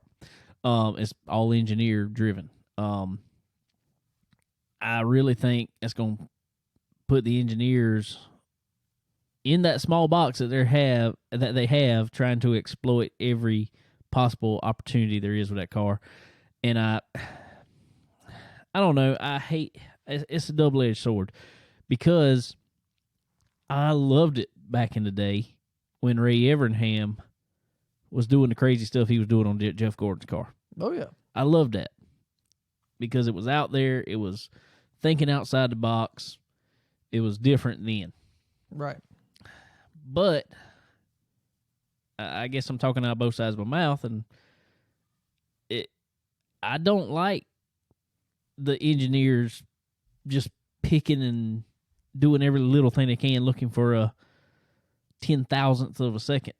I don't know. It's overkill to me. Well, it's just gotten way out of hand now. Yeah, so I guess I like the engineering, but then I don't like the engineering. So right, it's hard to explain. But I think the real race fan that has followed NASCAR, especially many years, knows what I'm talking about. I mean, it was different back then. It was different when Ray Evernham was making the back of the car 3 inches longer, and then somehow making it get through tech and. Oh yeah. Smart dude. And stuff like that. That was as different than it is now. I mean, I don't know. It's something different about it. It's not as fun, I guess. Yeah. So I don't know. But they were talking about, I heard something about it the other day. They were talking about Hendrick, because they're so limited on who can be at the track now. But they were saying they have a room, multiple rooms at the shop at Hendrick. There's like 6 engineers sitting in each room from each team. Really? During the race? During the race. Wow. And they're They basically radio over to them. They're in on the radio stuff, everything. It's crazy, dude. They're not at the track, but they got the onboard telemetry and everything right in front of them, seeing exactly what's happening, how much steering wheel input, how much throttle input, everything. I mean, it's like they're at the track, but they're in air conditioning. That is insane. What it's come to now. I mean, yeah, it's crazy. That's the over engineering I don't like. Right. Yeah. For sure. So yeah, but I will say, speaking of engineering, I did see on that list that I was talking about, the supplier list. I know they already do it for a lot of the teams out there, but our buddies over at Profab Headers are going to be supplying the tailpipes, it said, for that car. Sweet. Yeah. There's some bad tailpipes, I can tell you. They are. Our buddy old Andrew Garris over there going to be hooking them NASCAR teams up. Sweet. So, all the asphalt stuff was off to COTA, Circuit of the Americas, this week. And the one thing happened that I wanted to happen so bad. It hadn't rained here I don't know the last time it rained here. No. But it did some raining in Austin, Texas. Texas this week. Yeah. Weekend. It rained. Great day, it rained.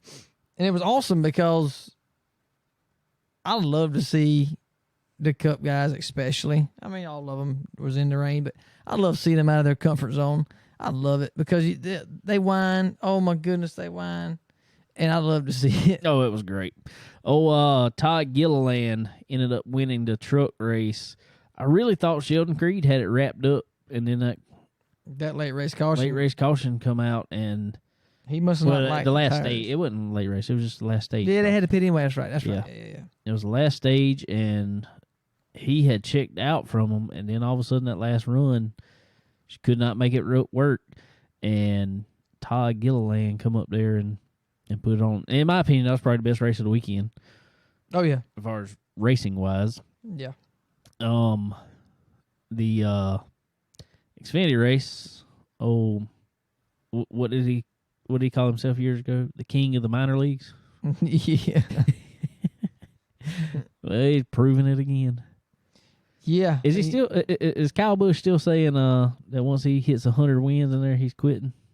I've heard that before, but I don't know. Not quitting racing, but quitting that series. Quitting the Xfinity. Yeah. I don't think sponsors would let him. I doubt it. But he's at what, 97 now? 96? 97, 98. Somewhere along, yeah. He's real close. Yeah, he is.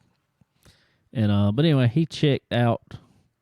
I think we heard them call the win for Kyle Busch. I think they went to commercial and then come back and call about the rest of the top 10. Yeah, they were just crossing the line. And I mean, it took a while for everybody to cross the line and finish that race. Yeah, it took forever. So it was strung out a pretty good bit, but I like it. I like COTA. I think it's pretty cool. Glad they got to run in the rain a good bit. The Cup race was a little more rain involved there. A little wetter, a little more moist. Yeah, it was definitely moist there. Some of them acting a little fool and not realizing that they got a brake pedal or not have to push the throttle pedal all the way to the floor. I don't know, but they had some they tore up some stuff in that for sure. But well, like you just said, they let's talk about Martin Truex Jr. I mean, that was probably the big wreck of the race. They're showing his in-car camera, and he is just flying past everybody. Can't see nothing. You can't see nothing, but he's is flying by people. Yeah. And then he runs in the back of somebody. Well, what did you think was going to happen? When everybody else is stopping. Yeah. Why is everybody going so slow? Bam. Wham. Oops. And then all of a sudden, Cole Custer kind of does the same exact thing. Yeah. But he instead of running to the back of him, he run completely up under him. Right. But see, my thing is that I don't have no sympathy. I'm sorry, but I don't.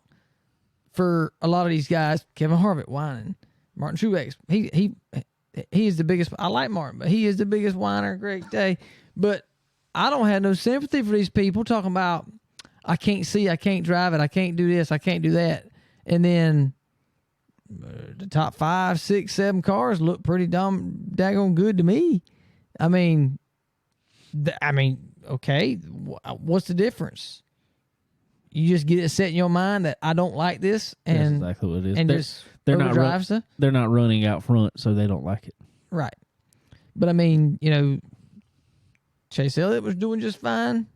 Kyle Larson. I mean, yeah, okay, they weren't back in the pack and probably could see a little bit better. Austin Cindric had the best one of the day. I don't even know what corner it was. He just comes around and loops it, lands right back in the groove and never slows down. You roll with it. Yeah. But, so yeah, I hated it that it was raining too hard and a lot more rain coming. They had to call it there. But, yeah, but my thing was we watched it and I would look back at the first of it. Well, after the Martin Truex, Cole Custer wreck, they thought it was still okay to go then. To me, the track didn't look any more wet than it was at that point. No, I didn't see any more standing water as they were saying why, but I don't know. I don't really know, but especially with the only handful of laps left to go, I'm like, God, no. Yeah, I wish they would have kept it going there. I think Kyle would have. Kyle Larson. Kyle Larson would have done a little bit better in second. Well, finally. I think he would have. I guess Alan Gustafson was just hoping for the exact call that he got because Chase was going to have to pit. He was still going to have to pit and was somehow still running away from Larson there. Yeah, I think Larson had a big enough lead on third that he really wasn't worried. From what I could see, he really wasn't worried about it because he knew. Just don't spin out. Right, just kind of take it easy and let Chase go, and he's going to have to pit, whatever. I think if he would have, I don't know. I mean, you kind of look back and see, okay, well, Kyle Larson's crew chief got the same weather screen that Alan Gustafson did. Did he think, okay, they're going to call this because it's going to be too much rain, excessive rain, or whatever? If so, then I feel like Larson would have went up there and challenged for the lead because he was catching him like crazy and then just stopped. So I don't know. It is what it is. But glad to see the other Hendrick car get a win this year and hopefully lock themselves into the final or to the playoffs. But like we said last week, I don't know that that's going to be the case with one win this year. But I did like the road course. I love it. I like it. It gets it out of their comfort zone, like I said. So that was cool. And man, just goes to show you again, Kyle Larson, dude. I mean, dude is a talent in anything he gets in, any type track, whatever. It doesn't matter.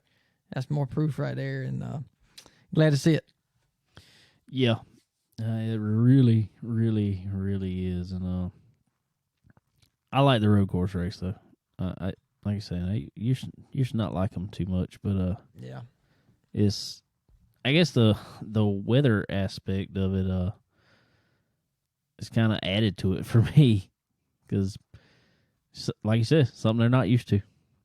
It's awesome to watch. Right? Yeah, definitely, sure was. So, looking forward to this weekend. They come into Charlotte. Like you said, we'll be down at the beach, so we'll be watching from down at the beach. We'll watch the 600, all that good stuff. So, looking forward to that. We'll probably be recording this show while we're watching it. Probably so, yeah. Sunday night. We'll be recording Sunday night. It still come out on Tuesday, but we'll be recording Sunday night next week. So, yep. So that'll be cool. Something I saw this past week, I showed it to Sterling. Y'all probably have seen it. Late models were racing up at where were they at?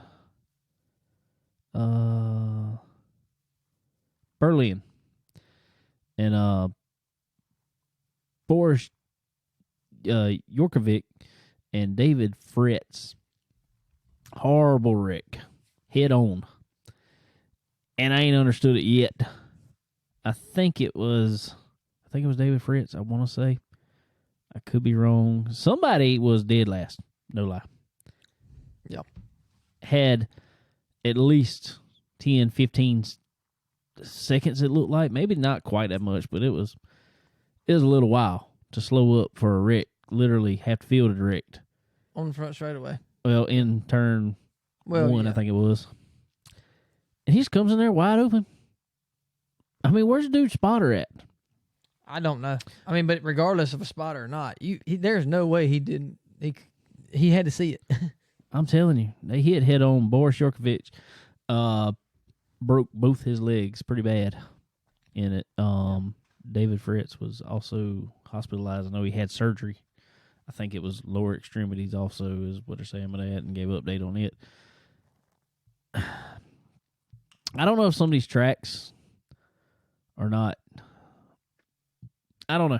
I think they need to be, especially late models, they need to be sure that everybody's radio system is working with their spotter. But like you said, there's no reason they shouldn't have seen this wreck in front of him. He had so much time to see it. Yeah, I can't see how he did. And I'm just, I hate it. I mean, I know I ain't trying to talk jump because no man's hurt, but I just don't understand how you don't see this wreck happening and sitting there, because everybody was stopped by the time they got there, and just come in wide open, head on. Yeah, it makes no sense to me either. I don't know, but hopefully they will recover without any serious longevity injuries, whatever. Hopefully they're okay and can get back at it. But yeah, it was a scary thing for sure. Definitely was. That was rough.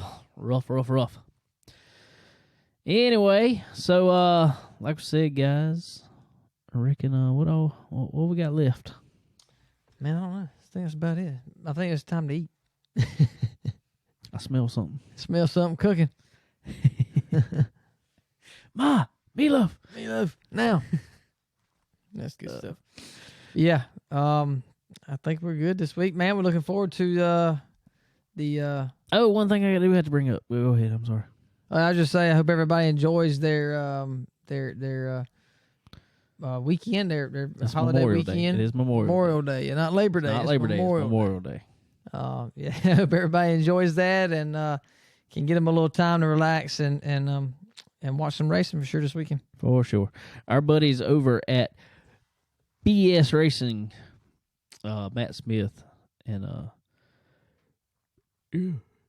excuse me.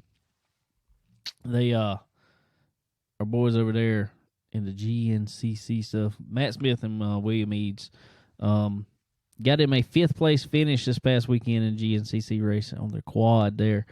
That was good stuff. Best finish of the year so far. He's really done a lot of work on that Honda. That's a lot. That's a lot to be proud of, dude. There was 23. There was 23 in his class. That's tough. That's a tough field. And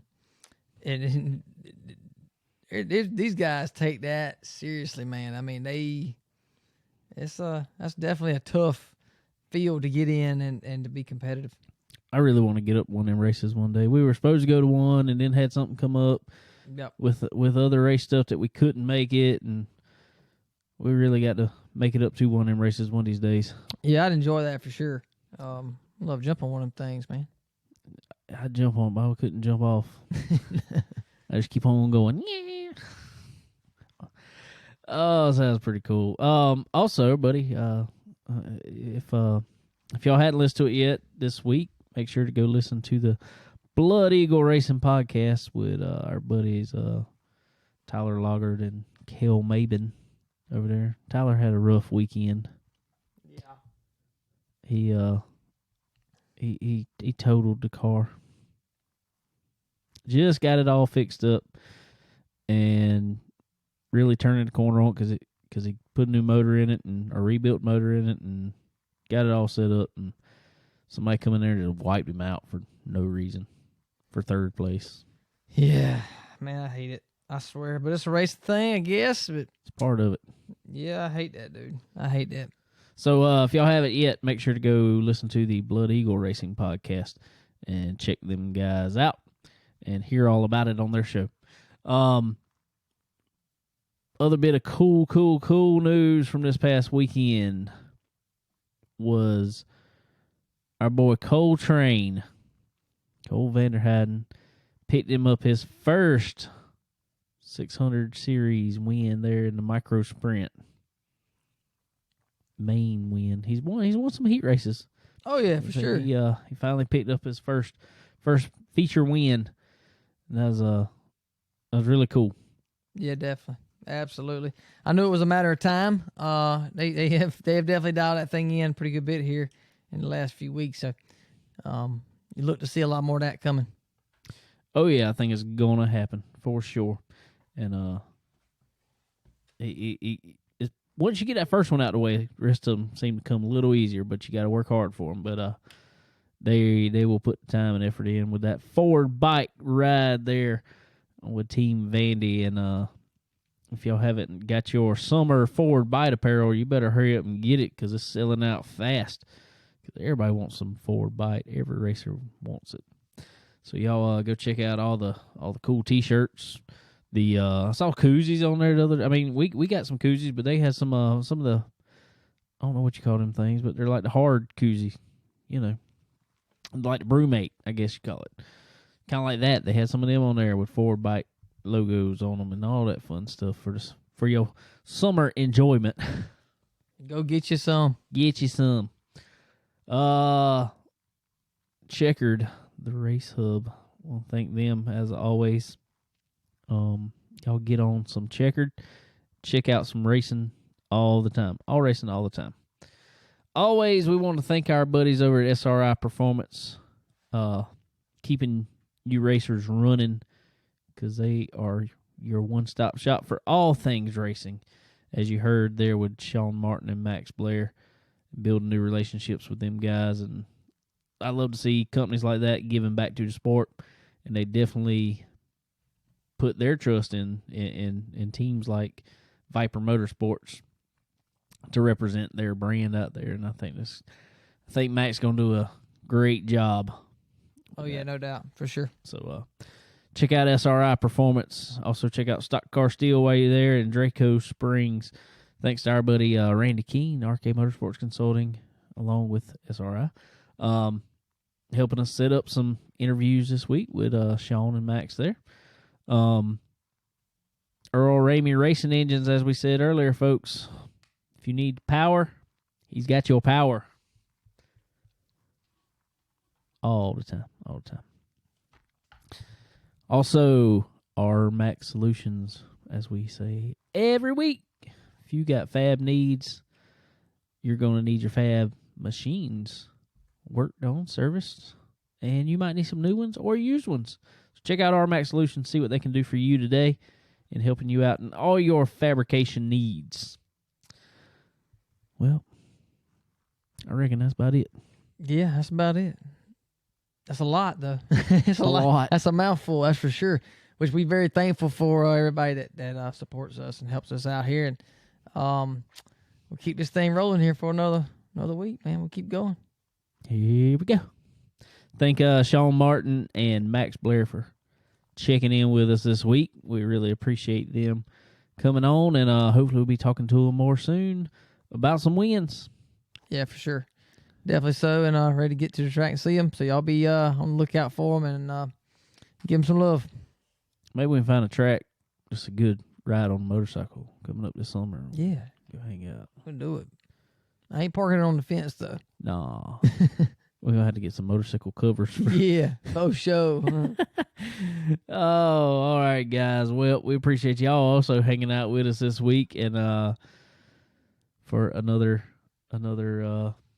episode of this Chicken Bone Alley. So, I guess, guys, we will check y'all out next week. Y'all have a safe and fun Memorial Day weekend coming up. Later.